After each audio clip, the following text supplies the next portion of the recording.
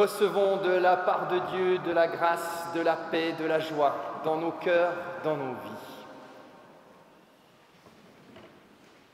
Aujourd'hui, en ce culte de réformation, nous nous rappelons qu'il y a 50 ans, en 1973, près de Bâle, en Suisse, les églises réformées, les églises luthériennes de toute l'Europe ont signé un document fondateur qui allait s'appeler la Concorde de Leuenberg. Le but de ce document était d'établir une communion entre toutes ces églises, en reconnaissant que les divisions qui les opposaient depuis le XVIe siècle, eh bien que ces divisions étaient désormais supprimées. Et l'idée maîtresse de ce document est que l'union entre églises, entre confessions différentes, ce n'est pas une fusion, mais c'est une diversité réconciliée. Et par cette signature, les églises réformées luthériennes de toute l'Europe reconnaissent qu'elles font ensemble partie de l'unique Église de Jésus-Christ et que le Seigneur les libère pour un service commun. Elles s'engagent aussi à affermir et à approfondir cette communion désormais réalisée. Cette concorde de Leuenberg a été le document de base qui a permis en France le rapprochement et puis l'union entre l'Église réformée de France et l'Église évangélique luthérienne, débouchant sur la création de l'Église protestante unie que nous formons désormais. Alors aujourd'hui, 50 ans après, au cœur d'une actualité marquée par une guerre en Ukraine qui s'éternise, une actualité aussi marquée par un conflit au Moyen-Orient dont on ne voit pas la résolution. Ce culte aujourd'hui de la Réformation est l'occasion de nous rappeler que dans notre quotidien, il y a aussi des germes de réconciliation. Alors célébrons pendant ce culte l'agent de toute réconciliation, le Dieu créateur. Grand Dieu, nous te bénissons. Nous allons chanter les 4 strophes. C'est le cantique qui se trouve à la page 596. 596, le numéro 41-26. Pour chanter, je vous invite à vous lever.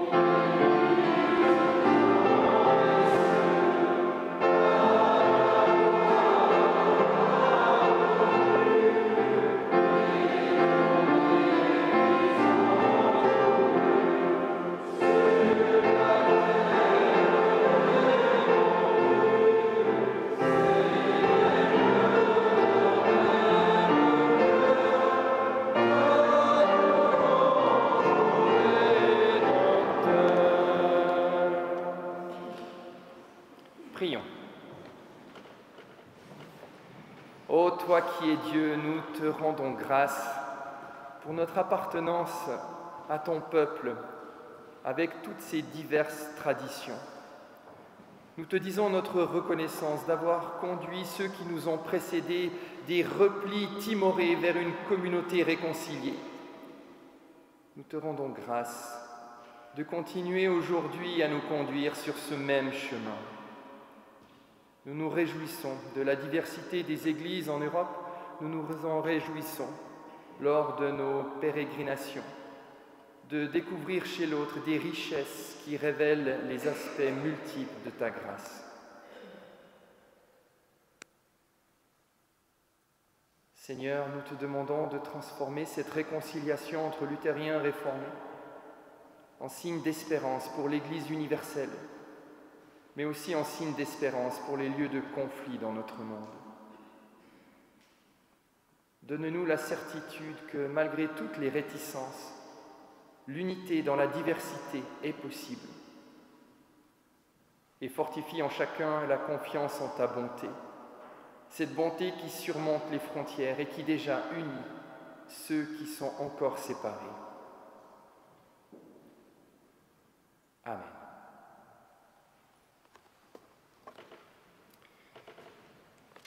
Pour prolonger cette louange, je vous invite à chanter à la page 538 « C'est un rempart que notre Dieu ». Nous chanterons les strophes 1, 2 et 4. 1, 2 et 4. On ne chantera pas la strophe 3. 538.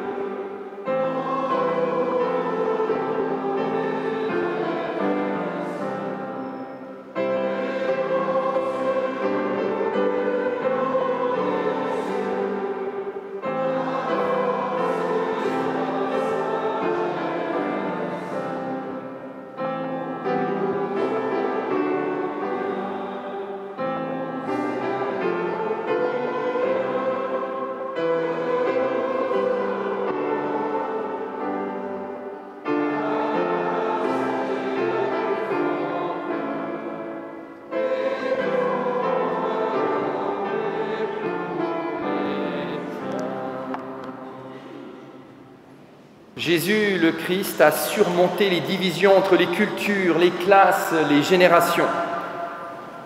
Aux nécessiteux, il a apporté un espoir nouveau, le salut. Il est notre paix.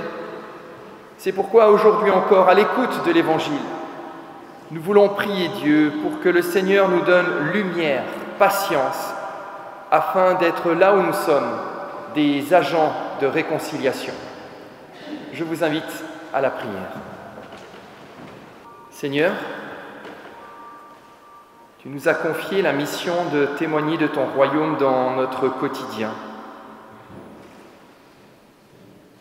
Aide-nous à agir non pas séparément, mais ensemble.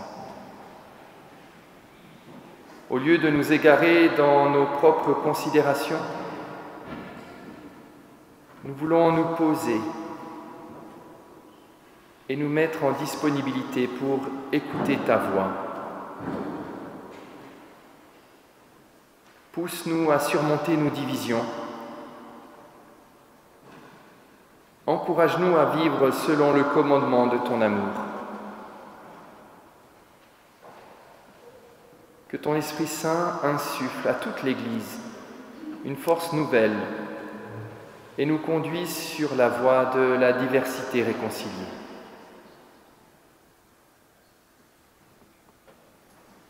Amen. Nous allons chanter à la page 742. 742, la page. Nous allons chanter le cantique Roi des anges. Nous prendrons les strophes 2, 3 et 4. 2, 3 et 4 à la page 742. Nous restons assis pour chanter.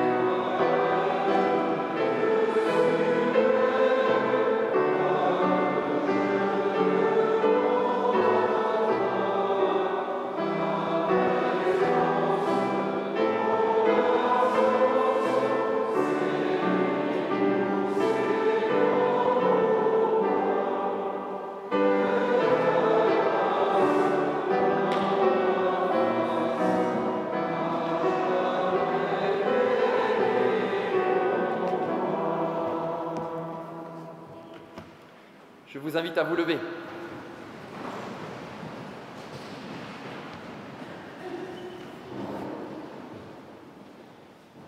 Le pécheur, le lépreux, le collecteur d'impôts des évangiles, tous vivaient cachés ou exclus. La vie n'était pas faite pour eux. Et Jésus de Nazareth les a accueillis. Il les a sortis de leur isolement. Il les a réintégrés en leur donnant une pleine place dans l'existence. Alors voici encore aujourd'hui, l'Évangile est annoncé afin que nous soyons libérés de nos servitudes, de nos craintes qui nous mettent en marge de l'existence. L'Évangile aujourd'hui encore est annoncé afin que nous soyons libérés de nos réticences qui nous empêchent de rencontrer l'autre, quel qu'il soit. Alors ce matin, écoute l'Évangile, reçois cette bonne nouvelle. Cette bonne nouvelle capable de contenir toutes tes craintes, toutes tes résistances, sans être débordée ou éteinte par elles.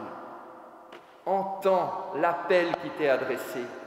Vis de l'Évangile. Alors tu deviendras capable d'accueillir paisiblement toutes tes servitudes, sans qu'aucune d'entre elles n'empêche la grâce de Dieu de rayonner dans le monde. Alléluia. Amen. Je vous invite à vous asseoir.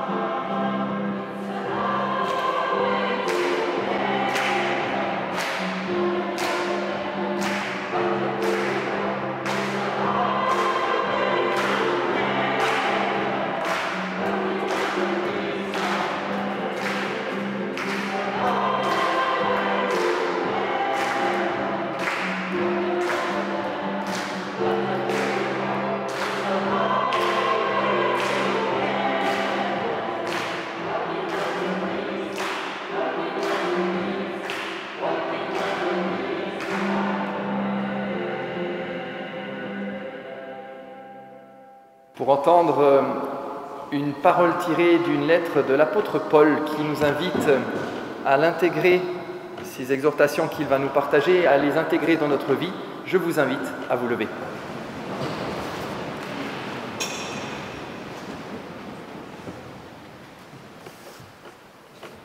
Dans la première lettre aux Corinthiens, il y a diverses sortes de dons spirituels, mais c'est le même esprit qui les accorde. Il y a diverses façons de servir, mais c'est le même Seigneur que l'on sert. Il y a diverses façons d'agir, mais c'est le même Dieu qui opère tout en tous. Alors oui, en chacun, l'Esprit Saint se manifeste par un don, et cela pour le bien de tous. Amen. Nous allons chanter en prenant « Ô Seigneur, dans mon cœur, je t'écoute ». C'est le cantique à la page 865. 865.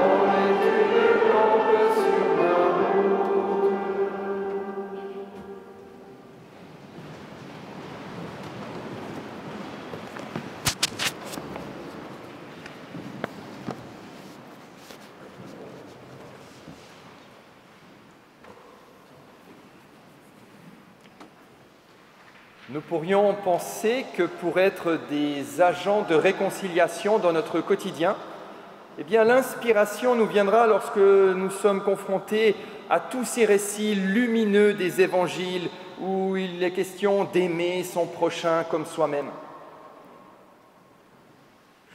Eh bien, je suis prêt aujourd'hui devant vous à faire le pari inverse. C'est en osant nous coltiner aux récits bibliques qui sentent le soufre. Vous savez, ces récits qui nous poussent à revisiter toutes nos évidences, que nous serons le mieux préparés pour être dans notre quotidien des agents de réconciliation. Car ces récits bibliques corsés, qui nous évitent d'être gorgés de bons sentiments très généreux mais qui ne font jamais long feu, nous coltiner à ces récits bibliques corsés nous rendent lucides, nous rend affûtés dans notre écoute de l'autre, mais surtout aussi dans notre écoute de Dieu. C'est pourquoi ce matin, je vous propose de méditer un passage de l'Ancien Testament, celui où Abraham entend Dieu lui demander de sacrifier son fils Isaac. Avant de réécouter ou d'écouter ce passage, je vous invite à la prière.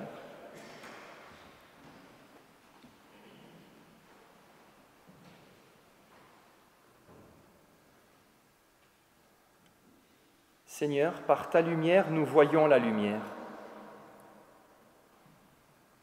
Que ton esprit nous accompagne, que ton esprit nous éclaire au moment où nous méditons les Écritures. Donne-nous de trouver dans ces récits une étincelle qui nous éveille,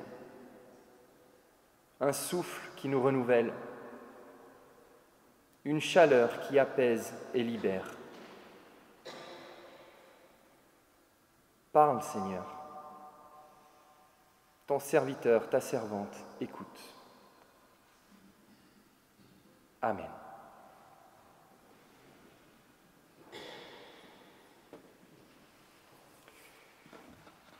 Dans le livre de la Genèse, au chapitre 22, après ces événements, Dieu mit Abraham à l'épreuve et il lui dit « Abraham !» Abraham répondit « Me voici !» Dieu dit « Prends donc ton fils, ton unique, celui que tu aimes, Isaac, et va-t'en dans le pays de Moria, et là, offre-le en holocauste sur l'une des montagnes que je t'indiquerai. » Abraham se leva de bon matin, il sella son âne, il prit avec lui ses 2 jeunes serviteurs et son fils Isaac.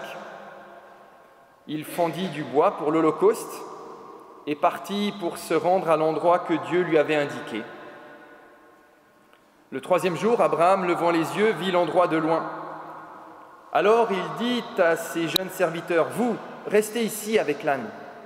Le jeune homme et moi, nous irons là-haut pour adorer.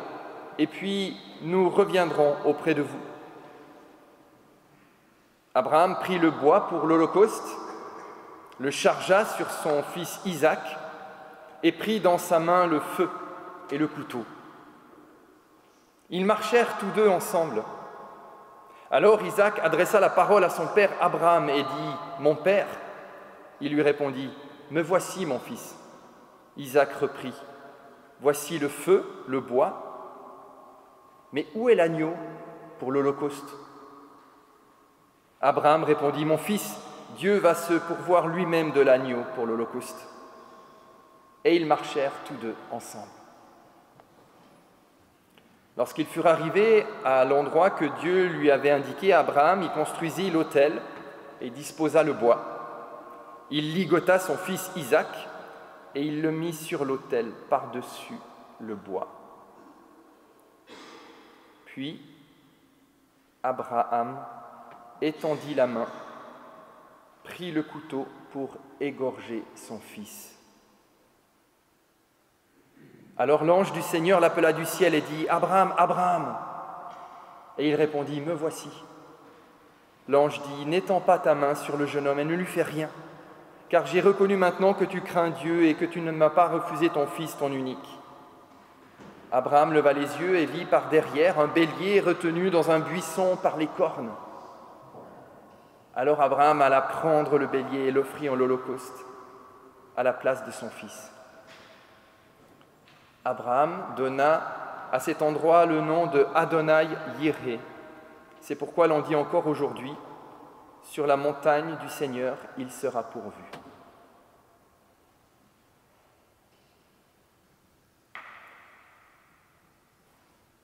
Seigneur, ta parole est une lampe à mes pieds, une lumière sur mon sentier.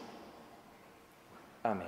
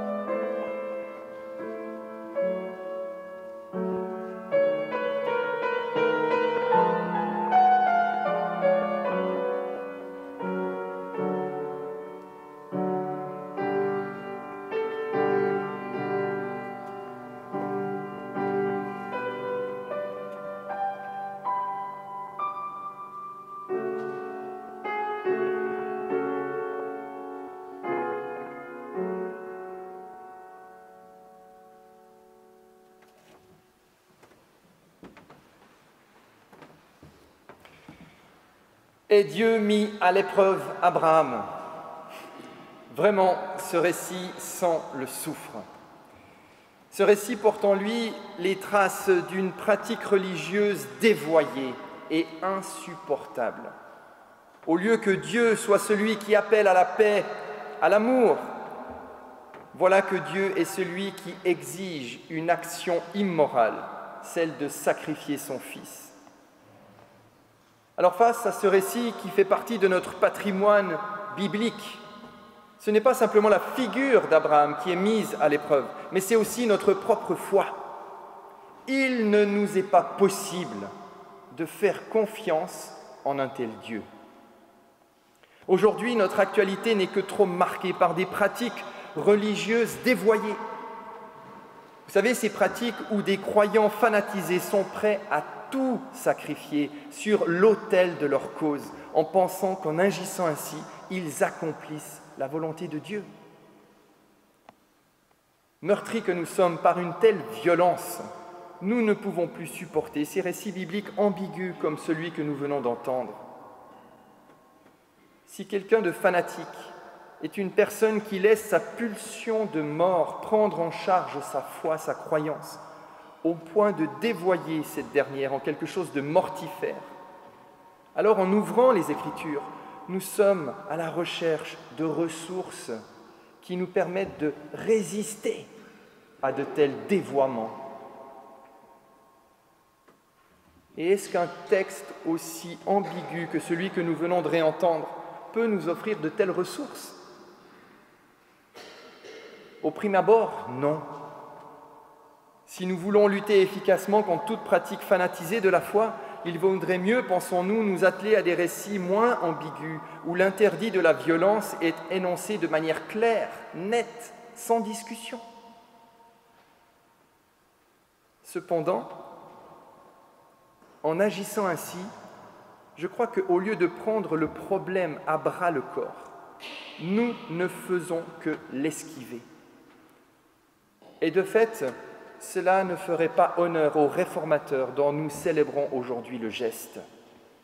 En effet, à l'époque qui fut la leur, face aux pratiques religieuses dévoyées de leur temps, ces réformateurs n'ont pas détourné le regard, ils ne se sont pas contentés de faciliter. Au contraire, ils ont mobilisé toutes les ressources qu'ils pouvaient avoir à leur disposition pour retravailler ce qui était dévoyé afin de le réformer. En ce dimanche de la Réformation, je vous propose donc de rester fidèle à cet esprit, cet état d'esprit. Ce récit biblique sent le soufre, il met à l'épreuve notre foi. Eh bien, rassemblons toutes les ressources à notre disposition pour le retravailler, ce récit. Et voyons si ce travail ne va pas nous permettre d'extraire une ligne directrice qui nous rendra capables de résister aux manifestations fanatiques dans notre actualité, qui nous rendra aussi capables de mieux écouter ce que Dieu a à nous dire. Alors, une première ressource nous permettant d'affiner notre écoute vient de la langue hébraïque. En effet, le mot hébreu « nissa », qui est traduit dans nos Bibles par « épreuve », provient d'une racine « nes », une racine qui porte en elle l'idée d'élévation, Ainsi, quand le récit biblique affirme que Dieu mit à l'épreuve Abraham, là où nous pouvons percevoir une attitude sournoise d'une divinité qui cherche à rendre tragique la vie d'un patriarche, la langue hébraïque nous permet d'entendre autre chose. Dieu cherche à ce que Abraham puisse s'élever. C'est-à-dire qu'Abraham n'avance pas dans l'existence en restant accroché à ses acquis, comme si ses acquis étaient tout ce qu'il était capable d'accomplir, mais qu'Abraham puisse avancer dans son existence en déployant sa personnalité. Par exemple, avec le récit de ce matin, nous sommes entrés dans le cycle d'Abraham à un moment bien particulier, à un moment où le patriarche est enfin devenu père. Enfin, il a pu avoir un fils, Isaac, avec sa femme Sarah. Et là, nous pourrions dire qu'il est un père accompli. Or, voilà que le Seigneur le met à l'épreuve, sous-entendu pour que Abraham n'en reste pas à la belle idée sentimentale qui se fait de la paternité. Il faut que Abraham soit confronté concrètement à une question essentielle. Ce fils, Isaac, que le récit biblique que nous avons entendu nous décrit comme étant uni à lui, ce fils, Abraham va-t-il le laisser advenir en tant que personne, ou bien va-t-il le garder pour lui, le garder à jamais uni à lui, lié à lui? Cette question n'est pas anodine. C'est une question vitale, aussi bien pour Abraham en tant que père que pour Isaac en tant que fils. Et en fonction de la réponse qu'Abraham forgera au cœur de ce test, lui et son fils s'élèveront ou régresseront. Dieu, dans ce récit, ne vient pas insidieusement embêter Abraham. Il vient le chercher au cœur de son vécu, afin de permettre à lui, le patriarche enfin accompli, mais aussi à son fils, d'être tous les deux élevés, c'est-à-dire se hisser à la hauteur de la nouvelle situation qui est la leur. Alors du coup, à l'écoute de cette signification hébraïque du mot « épreuve », je découvre une première ressource dans notre récit. Dans notre actualité, les manifestations violentes découlant de pratiques religieuses fanatisées sont une vraie épreuve à endurer. Et face à cette situation éprouvante, Dieu n'est pas celui qui nous envoie des fanatiques. Il est celui qui, dans ce quotidien éprouvant, vient nous chercher, nous rejoint. Et là, il nous questionne et il nous donne la force qui élève, c'est-à-dire la force qui nous permet de faire face à notre situation en étant à la hauteur des enjeux. Dieu n'est pas du côté des demandes insidieuses. Il est du côté de la question qui nous cherche et qui nous élève. En m'arrêtant cette semaine auprès de ce récit, j'ai découvert une seconde ressource capable d'affiner notre écoute. Ce qui nous est révoltant dans cette histoire, il faut se l'avouer, c'est le fait que le narrateur a mis dans la bouche de Dieu l'ordre suivant. Prends ton fils, ton unique, celui qui est lié à toi, et va dans le pays de Moria, et là, offre-le en holocauste sur l'une des montagnes que je t'indiquerai. Si cet ordre est révoltant, c'est parce que nous le comprenons comme une demande faite à Abraham qu'il sacrifie son fils selon le rite consistant à offrir la victime à la divinité en la brûlant entièrement sur l'autel. À la différence des autres sacrifices, l'Holocauste était le sacrifice où rien ne restait après le rite. Il n'y avait aucune part qui était réservée pour les prêtres. Tout était consumé. Le sacrifice était entièrement donné, signe que personne ne gardait un bénéfice pour lui-même, mais que la prière était vraiment, pleinement orientée vers Dieu. C'est ça le sens profond de l'Holocauste. Alors, cet ordre qu'Isaac doit être ainsi offert en holocauste nous paraît tellement évident que nous ne voyons pas d'autre alternative dans le récit que de nous révolter par rapport à une telle demande. Eh bien, cette semaine, en creusant ce texte, j'ai découvert une autre interprétation. Au XIVe siècle, avant la Réforme, un rabbin, Lévi ben Gershom, a offert une autre compréhension de cet ordre qui permet d'aller au-delà de nos évidences. Grâce à une écoute fine du texte, ce rabbin souligne que le verbe traduit dans nos Bibles par offrir en holocauste, eh bien littéralement en hébreu se dit faire monter. Et vous voyez que là, dans cette expression hébraïque, il y a aussi l'idée d'élévation, faire monter. Ainsi, pour Rabbi Lévi ben Gershom, la demande de Dieu à Abraham n'est pas de immoler son fils, mais de l'emmener sur une montagne et là, d'élever son fils en lui apprenant comment accomplir un holocauste. En fait, ce que Dieu demande à Abraham, c'est d'éduquer son fils dans la pratique d'une adoration de Dieu qui ne soit pas une adoration intéressée, où on prie Dieu pour ce qu'on peut en recevoir, mais d'élever son fils dans une adoration de Dieu pleine et entière, sans que nous cherchions un bénéfice pour nous-mêmes. Et c'est en éduquant son fils dans cette adoration pleine et désintéressée qu'Abraham sera pleinement père, car il ne retiendra pas son fils pour lui, mais il le mettra en contact avec la source qui permet à Isaac d'être pleinement humain. Pour Isaac, en étant initié à cette adoration pleine et désintéressée du Créateur, il apprendra vraiment à être fils, pas uniquement fils de son Père, mais fils du Créateur, le Créateur qui donne la vie à tous et à toutes. Alors voilà la deuxième ressource que je puise auprès de ce récit. Grâce à l'immense chaîne de témoins qui nous ont précédés, quand nous ouvrons les Écritures, nous ne sommes jamais seuls, nous sommes toujours précédés. Eh bien, nous entrons dans une écoute fine du récit, une écoute qui nous permet de dépasser les évidences. Ce qui nous aide à quitter nos compréhensions dévoyées de l'intention de Dieu à notre égard, ce n'est pas moins d'attention à ce qui est dit, à ce qui est écrit, mais c'est au contraire un surplus d'attention, une mobilisation de toutes nos ressources pour mieux écouter.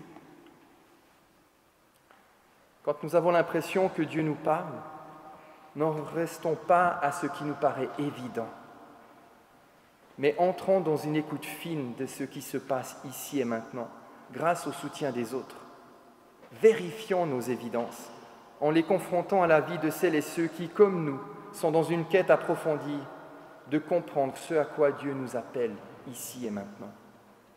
Oui, cherchons, jusqu'à ce que nous soyons mis en contact avec la parole qui élève.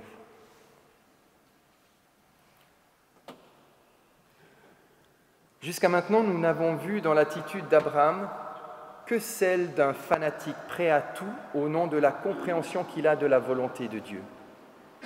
Mais c'est sans compter une troisième ressource qui se trouve dans ce récit. Et c'est la dernière que je vais partager avec vous aujourd'hui. La troisième ressource, c'est le fait qu'Abraham se laisse, et ça nous ne le soulignons jamais assez, qu'Abraham se laisse être arrêté dans son geste par la voix de l'ange qui vient du ciel. Et quand Abraham se laisse être arrêté au moment où il allait accomplir le geste, il se révèle être l'inverse de tout fanatique. Le fanatique est tellement sûr de sa compréhension de la volonté de Dieu qu'il ne se laisse être arrêté par rien. Le fanatique parle tout le temps de Dieu, mais derrière cette référence constante, il ne laisse plus aucune place à la foi. Il ne laisse aucune place pour l'ouverture à la parole qui vient du ciel et qui lui dit « Arrête !» Si l'épreuve à laquelle Abraham est confronté permet à ce dernier d'être élevé, c'est parce qu'Abraham n'est pas arc-bouté sur ses certitudes, mais jusqu'au dernier moment, il s'est laissé arrêter par la voix de l'ange.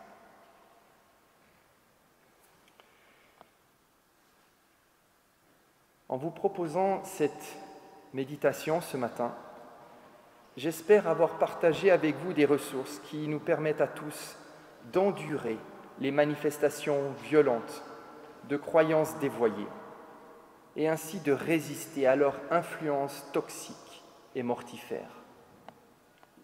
Mais en partageant aussi avec vous toutes ces ressources que j'ai perçues dans le récit, j'espère surtout que lorsque des fanatiques lèveront leurs bras armés, j'espère que la voix de l'ange, et que cette voix, qu'elle puisse venir du ciel ou de la terre, peu importe, mais j'espère que cette voix retentira également, pourvu que cette voix sache à nouveau s'exprimer pour arrêter toute personne dans leurs gestes fous.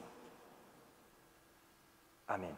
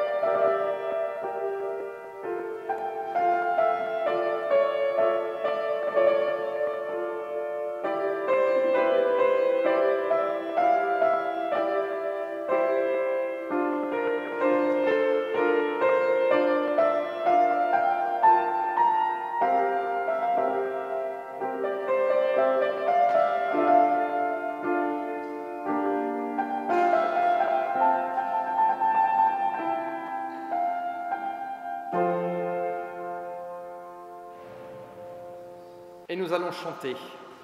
Je vous invite à prendre la page 528. 528, nous allons chanter le cantique « Seigneur, fais de nous des ouvriers de paix » et nous chanterons les 3 premières strophes. 528, les 3 premières strophes. Pour chanter, je vous invite à vous lever.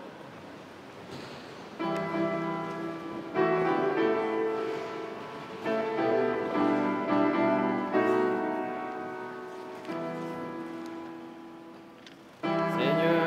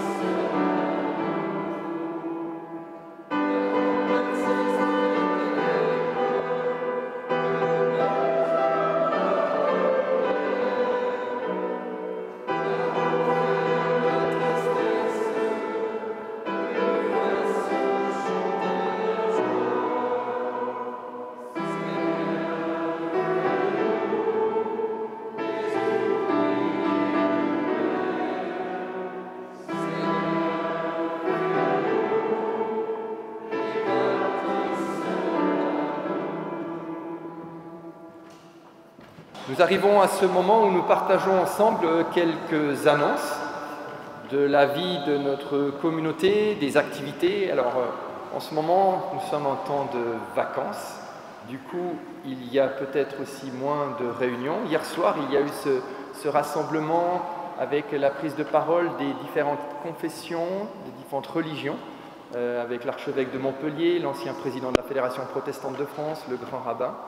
Je crois que ça a été aussi un moment important de dialogue et de rencontre. De vous dire peut-être au niveau d'une annonce particulière, je ne sais pas si vous avez remarqué, mais le site internet de notre Église a été profondément retravaillé, refondé. Et donc, vous pouvez aller le voir, il y a une nouvelle page, une nouvelle mise en page. Vous avez énormément de ressources sur ce site. Vous pouvez retrouver régulièrement les cultes, les prédications, qu'elles soient écrites, la prédication écrite, mais aussi filmée. Voilà, donc je vous encourage à faire un tour. Et toutes les informations sont mises à jour grâce à la veille vigilante de notre cher Sacha. Donc toutes les infos d'activité, si vous cherchez des précisions, vous pouvez aller sur le site. Et alors, attention, vous cherchez l'adresse montpellier-epudf.org. EPUDF comme Église protestante unie de France. montpellier-epudf.org. Si vous tapez dans un moteur de recherche, vous serez rapidement mis en lien. Bonjour à tous. Je voudrais réitérer une annonce concernant l'exposition à venir Témoignages de foi. Donc, tout d'abord, je voudrais remercier toutes les personnes qui ont répondu au questionnaire. La synthèse des réponses a été faite et maintenant nous allons donc produire les panneaux d'exposition. Et pour cela, je vous serais reconnaissante de me fournir des photos de la paroisse, si vous en avez, par exemple des photos de fêtes de paroisse. Merci d'avance. Bonjour à tous. On vient 2 fois par an vous rencontrer pour vous parler de la radio protestante, Radio FM+, donc qui est maintenant située au Carousel. Nous avons déménagé en avril. Je pense que Christian était venu vous rencontrer à la Pentecôte et vous dire déjà le déménagement. Ce déménagement depuis avril, donc depuis le 1er avril, a de chouettes conséquences pour nous au quotidien. Et la première des conséquences, c'est d'être beaucoup plus près de vous. Maintenant, il y a encore un autre pas à franchir. Alors, j'aurais pu venir, comme il y a un an, vous dire radio fondée en 86. Voilà, bon. Je pense que vous connaissez tous l'histoire de la radio, je ne vais pas vous la refaire. Aujourd'hui, ce qu'on attend, c'est vraiment des rapports d'autant plus proches, pas forcément, bon, je ne sais pas si vous le savez, mais il y a 8 heures par semaine d'émissions cultuelles, c'est-à-dire d'émissions directement liées au monde protestant, notamment avec des émissions comme, aide-moi, des émissions comme la Bible dans tous ses états, comme dans... voilà, Dieu est-il écolo. Voilà, Dieu est-il écolo. Voilà, il y a beaucoup d'émissions comme ça qui sont directement liées, qui sont directement cultuelles, mais il y a plein d'autres émissions, notamment culturelles, musicales. Il n'y a pas longtemps, j'ai eu le plaisir de recevoir Claire Garonne, par exemple. Voilà. C'est tout ce monde-là qui n'est pas directement cultuel, mais qui est extrêmement vivant et au cœur de ce nouveau lieu du Carousel. Donc, ce que je voudrais vous demander aujourd'hui, c'est que si parmi vous, certains ont envie d'être acteurs aussi dans cette radio, ont le temps pour être acteurs, hein, parce que je sais que votre vie de bénévole à tous est lourde. Il y a de la place pour venir passer 5 minutes, il y a de la place déjà pour venir nous rencontrer au premier étage. Je pense que c'est déjà un premier pas de venir voir comment ça se passe, un studio, comment on accueille les gens, comment on peut vous accueillir. Et puis, si vous avez des partages, des informations, des moments à venir nous apporter à la radio, sachez que vous êtes plus que les bienvenus. C'est le seul message que je vais donner aujourd'hui, c'est pas vous présenter encore la radio pour la Xème fois, mais vous dire qu'on a vraiment besoin que vous veniez nous rencontrer, donc au Carousel, au premier étage. Voilà, j'espère que ce message aura été entendu et que vous viendrez nombreux à notre rencontre. Voilà. Merci beaucoup à tous. Pour vous dire qu'à la sortie, il y aura une collecte, on appelle ça collecte de sortie, qui sera au bénéfice de la radio. Donc des corbeilles vous seront adressées au moment où vous quitterez ce lieu. Au cœur de ce culte, nous allons aussi vivre non pas un temps d'holocauste, mais un temps d'offrande, un temps où nous mettons en commun nos biens afin que l'aventure de l'Évangile puisse continuer là où nous sommes plantés et que cette parole qui nous libère, qui nous rappelle une espérance, puisse être partagée avec tous.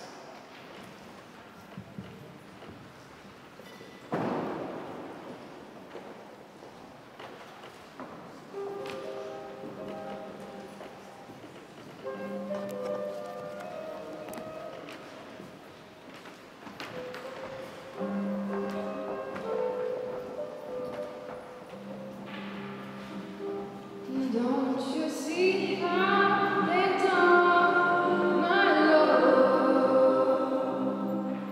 He never said I'm a believer. Don't you see how they done, my Lord? He never said I'm a believer. Don't you see how they done, my Lord? He never said I'm a believer. Not a word,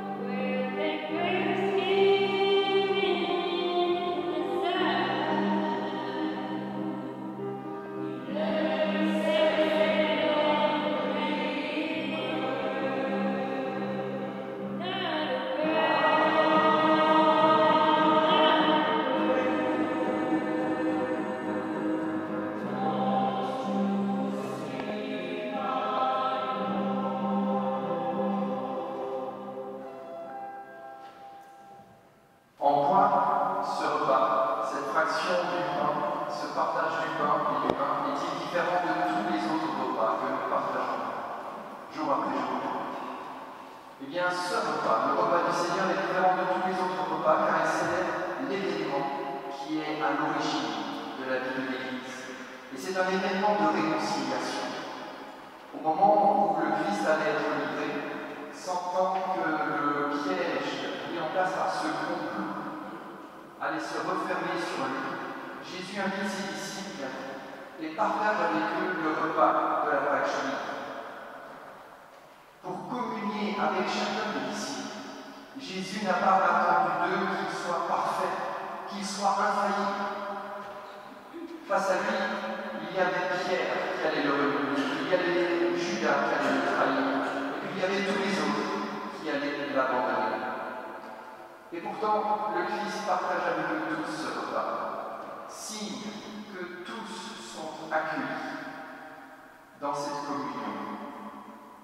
communion qui ne banalise pas leurs manquements ou leurs actes, mais qui manifeste simplement que aucun de leurs actes n'est capable de briser cette communion dans laquelle ils sont invités.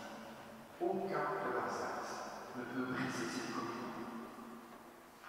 Alors aujourd'hui, en célébrant le repas du Seigneur, nous faisons mémoire de cet événement fondateur. Nous voulons nous aussi nous alimenter de cette dynamique de réconciliation. Nous voulons nous laisser être appelés à entrer dans cette communion et à vivre d'elle, à nous alimenter de cette grâce qui nous est faite. Parce que c'est en célébrant cette pratique que l'Église que nous formons trouve une nourriture qui est. Alors chantons avec toute l'Église notre adoration, notre reconnaissance. Je vous invite à prendre le cantique « Le Seigneur nous a aimés ». Il se trouve à la page 288. 288. Nous chantons la première strophe. Pardon, 18, merci. 298. Première strophe, je vous invite à rester assis.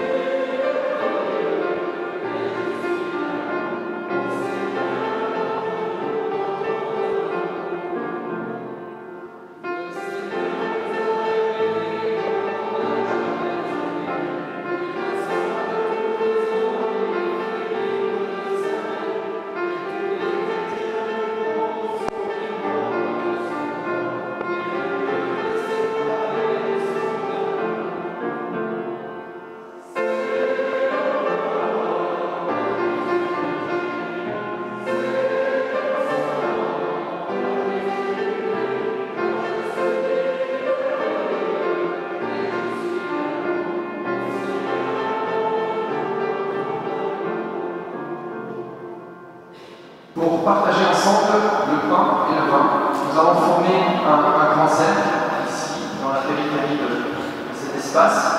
Donc je vous inviterai à un moment donné de vous lever, de vous placer dans le cercle. On va laisser un peu le temps au cercle de se former, voir de manière à ce que personne ne puisse être exclu ou en marge.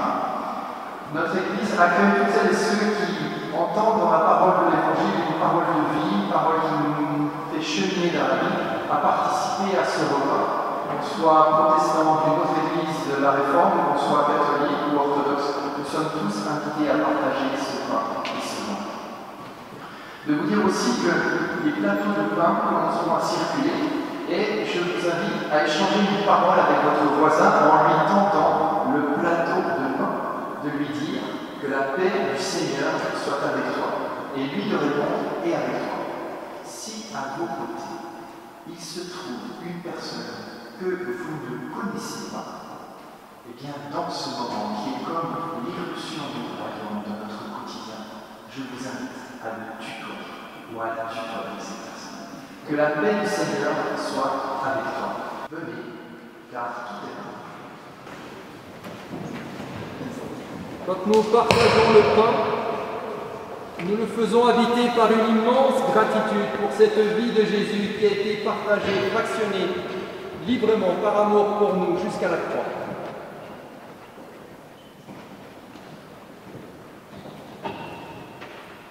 Et quand nous élevons la coupe, nous le faisons soulever par une espérance qui nous dépasse, l'espérance de la résurrection. Et que par cette espérance, que le Christ n'est pas resté cloué à la croix, mais que Dieu l'a relevé d'entre les morts, que par cette espérance-là, le Seigneur nous fasse toujours avancer dans notre vie en nous laissant être élevés par sa parole.